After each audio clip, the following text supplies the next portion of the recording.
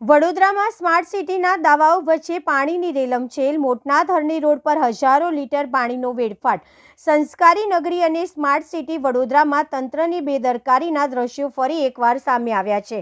શહેરના મોટનાથ હરણી રોડ પર પીવાના પાણીની મુખ્ય નલિકામાં ભંગાણ સર્જાતા કલાકો સુધી હજારો લીટર શુદ્ધ પાણી રસ્તા પર વહી ગયું હતું.